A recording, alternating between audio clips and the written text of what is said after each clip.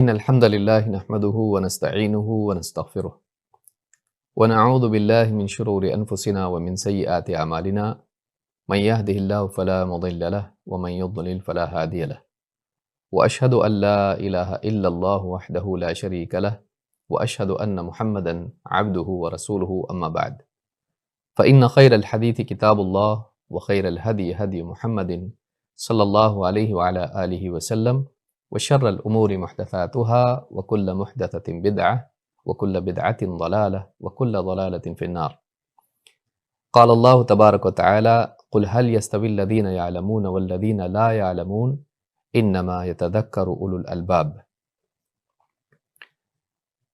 میرے محترم دینی بھائیوں اور قابل احترام اور بہنوں، اللہ رب العالمین کی نعمتوں میں سے ایک عظیم الشان نعمت علم ہے۔ اللہ رب العالمین جس کو بھی دین کا علم دے، یہ اس بات کی علامت ہوتی ہے کہ اللہ تعالیٰ نے اس کے لیے خیر کا ارادہ کیا ہے۔ اللہ کے نبی صلی اللہ علیہ وسلم فرماتے ہیں من یرد اللہ بہ خیرا یفقہ فی الدین، اللہ تعالیٰ جس کے لیے خیر کا ارادہ کرتا ہے اسے دین کی گہری سمجھ عطا فرماتا ہے۔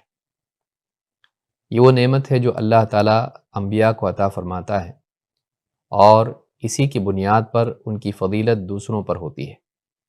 اللہ تعالیٰ وحی کا علم اپنے نبیوں کو دیتا ہے، اپنے رسولوں کو دیتا ہے، اور اس علم کے ذریعے سے وہ لوگوں کی رہنمائی کرتے ہیں، انہیں اندھیرے سے اجالے کی طرف لاتے ہیں۔ یہی وہ علم ہے جس کے ذریعے سے ایک انسان اپنے خالق اور مالک کو پہچانتا ہے۔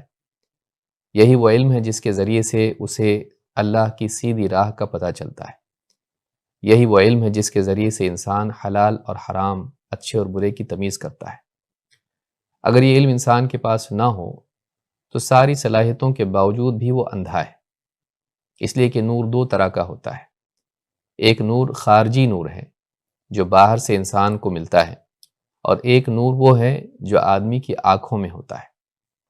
ایک آدمی اگر اندھا ہو تو اجالا ہونے کے باوجود بھی اس کو دکھائی نہیں دیتا، لیکن اگر ایک انسان بینائی رکھتا ہو، دیکھ سکتا ہو، لیکن اندھیرے میں ہو تو آنکھیں ہونے کے باوجود بھی وہ دیکھ نہیں سکتا ہے، اندھیرے کی وجہ سے اسے کچھ دکھائی نہیں دے گا۔ اسی طرح سے دنیا میں ایک انسان چاہے کتنا ہی عقل مند کیوں نہ ہو، کتنا ہی صلاحیت مند کیوں نہ ہو، کتنی ہی سوجھ بوجھ اس کو کیوں نہ ہو، اگر اللہ تعالیٰ کی طرف سے آیا ہوا علم اس کے پاس نہ ہو تو سمجھ اور عقل ہونے کے باوجود بھی وہ اندھیروں میں بھٹکتا رہتا ہے۔ اس کے لیے ضروری ہے کہ ایک انسان کے پاس اللہ والا علم ہو، جو قرآن و سنت کا علم ہے۔ اور جس انسان کے پاس علم ہے اور جس کے پاس علم نہیں ہے، دونوں برابر نہیں ہو سکتے، نہ اپنے حال کے اعتبار سے، نہ اپنے معال کے اعتبار سے، نہ آج کے اعتبار سے، نہ کل کے اعتبار سے۔ جس انسان کے پاس علم ہے وہ انسان دلیل کے بنیاد پر سیدھے راستے پر چلتا ہے۔ جس کے پاس علم نہیں ہے وہ ہمیشہ دوسروں کا محتاج رہتا ہے، وہ اپنے طور پر فیصلے نہیں کر پاتا ہے۔ اسی طرح سے جس کے پاس علم ہے وہ دوسروں کی رہنمائی کرتا ہے، لیکن جس کے پاس علم نہیں ہے وہ دوسروں کی رہنمائی نہیں کر سکتا ہے، بلکہ خود اپنے بارے میں بھی، اپنی عبادات کے بارے میں، اپنے اخلاق کے بارے میں، حقوق کے اعتبار سے، بلکہ سب سے اہم چیز عقیدے کے اعتبار سے بھی وہ دوسروں کا محتاج رہتا ہے، وہ صحیح نتیجے پر نہیں پہنچ پاتا ہے۔ اسی طرح سے ذمہ داری کے اعتبار سے بھی دونوں برابر نہیں ہیں۔ علم والوں کی ذمہ داری زیادہ ہوتی ہے، اور اس اعتبار سے ان کی فضیلت بھی دوسروں پر زیادہ ہوتی ہے۔ وہ علم کے ذریعے سے رہنمائی کر کے دوسروں کی عبادتوں اور ان کی نیکیوں کا بھی ثواب کما لیتے ہیں۔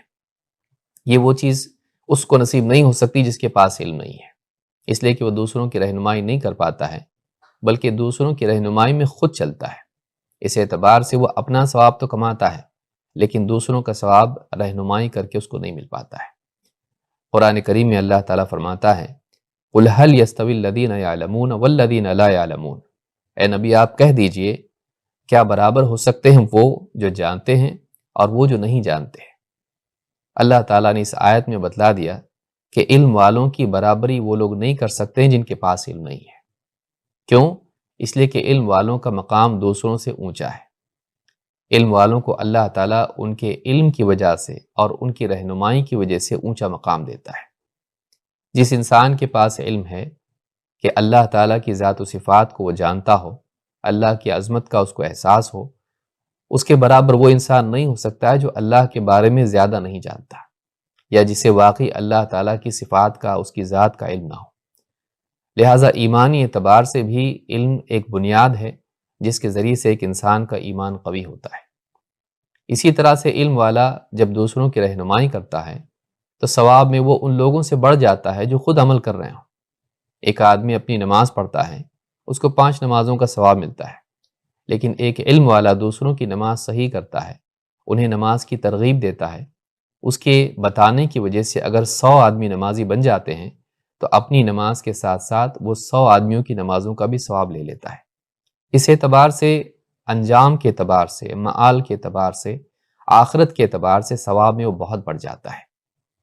تو اللہ تعالیٰ فرماتا ہے قُلْ هَلْ يَسْتَوِي الَّذِينَ لَا يَعْلَمُونَ قُلْ هَلْ يَسْتَوِي الَّذِينَ يَعْلَمُونَ وَالَّذِينَ لَا يَعْلَمُونَ إِنَّمَا يَتَذَكَّرُ أُولُو الْأَلْبَابِ، اور نصیحت تو وہی لوگ قبول کرتے ہیں جو عقل والے ہیں۔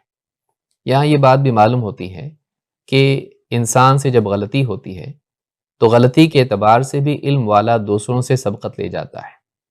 جاہل انسان کو نصیحت کرنے پر وہ ضد پر اڑ جاتا ہے، لیکن ایک سمجھدار انسان جب اس سے کبھی غلطی بھی ہو جاتی ہے، جب اس کو تنبیہ کی جاتی ہے تو فوراً اس تنبیہ کو قبول کر لیتا ہے۔ اس لیے معلوم ہوتا ہے کہ نصیحت قبول کرنے کے لیے بھی عقل چاہیے، اس کے لیے بھی علم چاہیے۔ ایک انسان جب بصیرت والا ہوتا ہے، سمجھدار ہوتا ہے، عقل مند ہوتا ہے، جب کوئی آدمی اس کو نصیحت کرتا ہے تو وہ گھمنڈ میں نہیں آتا ہے، بلکہ اس نصیحت پر غور کرتا ہے، چاہے اس سے چھوٹا آدمی اس کو بتائے، اس بات کو دیکھتا ہے جو بتائی جا رہی ہے، بولنے والے کو نہیں، اور وہ اپنی اصلاح کر لیتا ہے۔ یہ چیز انسان کو اعلیٰ اخلاق ہی کے نتیجے میں ملتی ہے۔ انما یتذکر اولو الالباب، یقیناً نصیحت تو وہی لوگ مانتے ہیں جو عقل مند ہیں۔ تو یہ سورہ الزمر کی آیت نمبر 9 ہے، جس میں اللہ رب العالمین نے علم والوں کی فضیلت بیان کی ہے کہ یہ دوسروں کے مقابلے میں برتر و افضل ہیں۔ لہٰذا ایک انسان کو اس بات کی کوشش کرنا چاہیے کہ وہ علم حاصل کرے، لیکن علم کا حاصل کرنا ایسا نہیں ہے کہ ایک انسان کے لیے وہ شرف کی چیز ہو، ضروری نہ ہو، لازم نہ ہو، بلکہ علم لازم ہے۔ علم کا حاصل کرنا ہر مسلمان پر فرض ہے۔ جہاں اس کی فضیلت ہے وہیں اس کی فرضیت بھی ہے۔ جہاں اللہ تعالیٰ نے اس کو افضل قرار دیا ہے وہیں اللہ تعالیٰ نے اسے فرض بھی قرار دیا ہے۔ اگر انسان ضرور علم حاصل نہ کرے تو اللہ تعالیٰ کا گناہگار ہوگا۔ اللہ کے نبی صلی اللہ علیہ وسلم فرماتے ہیں طلب العلم فریضۃ علی کل مسلم وان طالب العلم یستغفر له کل شیء حتی الحیتان فی البحر۔ علم حاصل کرنا ہر مسلمان پر فرض ہے، اور ایک طالب علم کے لیے ہر چیز مغفرت کی دعا کرتی ہے، یہاں تک کہ سمندر میں موجود مچھلیاں بھی۔ امام ابن عبد البر نے اسے اپنی کتاب جامع بیان العلم میں روایت کیا ہے، اور صحیح الجامع صغیر میں شیخ الالبانی کہتے ہیں کہ حدیث صحیح ہے، حدیث نمبر 3914۔ اس حدیث سے معلوم ہوتا ہے کہ علم حاصل کرنا ہر مسلمان پر فرض ہے، چاہے وہ امیر ہو، غریب ہو، چاہے وہ مرد ہو یا عورت ہو، ہر مسلمان جو مکلف ہے اس پر علم حاصل کرنا فرض ہے۔ لیکن کون سا علم؟ کیا اس سے مراد یہ ہے کہ ایک انسان پورا علم دین کا حاصل کرے؟ نہیں۔ علماء نے اس حدیث کے بارے میں کہا ہے کہ جو انسان جس چیز کا مکلف ہے، جس چیز پر وہ عمل کرنا چاہتا ہے، اسے چاہیے کہ عمل سے پہلے علم حاصل کر لے۔ جو آدمی عمل کرنا چاہتا ہے، کوئی نماز پڑھنا چاہتا ہے، ضروری ہے کہ نماز پڑھنے سے پہلے وہ نماز کے تعلق سے علم حاصل کرے۔ وضو کرنا چاہتا ہے، وضو سے پہلے علم حاصل کر لیں کہ وضو کیسے کیا جاتا ہے، اس کا مسنون طریقہ کیا ہے، اس کے احکام کیا ہیں۔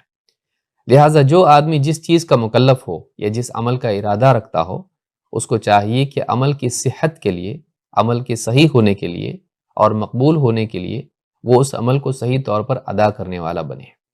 ظاہر بات ہے کہ یہ علم کے بغیر نہیں ہو سکتا ہے۔ لہٰذا اس حدیث سے بات معلوم ہوتی ہے کہ ہر مسلمان پر دین کا علم حاصل کرنا فرض ہے۔ وَإِنَّ طَالِبَ الْعِلْمِ يَسْتَغْفِرُ لَهُ كُلُّ شَيْءٍ حَتَّى الْحِيتَانُ فِي الْبَحْرِ۔ جہاں علم کی فرضیت بیان کی گئی، اسی حدیث میں علم کی فضیلت بھی بیان کی گئی، تاکہ طالب علم کے لیے ترغیب ہو اور وہ عمل کرنے میں اس کے اندر جذبہ اور شوق پیدا ہو۔ کہا کہ ایک طالب علم کے لیے ہر چیز مغفرت کی دعا کرتی ہے، یہاں تک کہ سمندر میں موجود مچھلیاں بھی۔ سوال یہ پیدا ہوتا ہے کہ ایسا کیوں ہے؟ یہ کیوں اس کے لیے مغفرت کی دعا کرتے ہیں؟ اہل علم کہتے ہیں کہ اس لیے کہ ایک طالب علم جب علم حاصل کرتا ہے تو پھر اس کے نتیجے میں وہ سماج میں اصلاح کرتا ہے، خود بھی اچھا بنتا ہے، دوسروں کو بھی بہتر بنانے کی کوشش کرتا ہے، اللہ کے دین پر چلانے کی کوشش کرتا ہے، سماج سے برائیوں کو مٹانے کی کوشش کرتا ہے، سماج میں اللہ کے حکام کو لانے کی کوشش کرتا ہے۔ اس کے نتیجے میں خیر کا اللہ کی طرف سے نزول ہوتا ہے، اور اس خیر کے سارے لوگ مستحق ہوتے ہیں اور سارے لوگ اس سے فائدہ اٹھاتے ہیں، حتیٰ کہ مخلوقات کو بھی اس نعمت سے فائدہ ہوتا ہے جو اس کے نیک اعمال کی وجہ سے، سماج کے بہتر بننے کی وجہ سے اللہ کی طرف سے نازل ہوتی ہے۔ لیکن اس کے برعکس جب سماج بگڑا ہوا ہوتا ہے تو اللہ کی طرف سے جو عذاب آتا ہے گناہ گاروں کے گناہوں کی وجہ سے، تو اس کا نقصان نہ صرف انسانوں کو اور گناہ گاروں کو ہوتا ہے بلکہ انسان کے ساتھ ساتھ دیگر مخلوقات کو بھی ہوتا ہے۔ اللہ کے عذاب کی شکار وہ ساری مخلوقات ہوتی ہیں۔ تو اس اعتبار سے جب طالب علم سماج سے برائیوں کو مٹاتا ہے تو اللہ کا عذاب نہیں آتا ہے، اور اس کی وجہ سے ان مخلوقات کو بھی حفاظت نصیب ہوتی ہے، ان کو بھی فائدہ ہوتا ہے۔ لہٰذا وہ طالب علم کے لیے دعا کرتے ہیں، کیونکہ اسی کی وجہ سے سماج بہتر بنتا ہے اور اللہ کے عذاب سے سارے لوگ محفوظ رہتے ہیں۔ وَإِنَّ طَالِبَ الْعِلْمِ يَسْتَغْفِرُ لَهُ كُلُّ شَيْءٍ حَتَّى الْحِيتَانُ فِي الْبَحْرِ، اور ایک طالب علم کے لیے ہر چیز مغفرت کی دعا کرتی ہے، یہاں تک کہ سمندر میں موجود مچھلیاں بھی۔ تو اس حدیث سے بات معلوم ہوتی ہے کہ طالب علم اپنے علم کی راہ پر ہوتا ہے، وہ علم حاصل کرنے میں ہوتا ہے، لیکن ابھی سے اس کے لیے مغفرت کی دعا شروع ہو جاتی ہے۔ ساری مخلوقات، بلکہ سمندر میں موجود مچھلیاں اور اپنے بل میں موجود چونٹیاں بھی اس کے لیے دعا کرتی ہیں۔ تو یہ ایک بہت ہی عظیم الشان چیز ہے کہ ایک انسان اپنے اوقات میں سے کچھ وقت نکال کر دین کا علم حاصل کرے، وہ قرآن و سنت کا علم حاصل کرے۔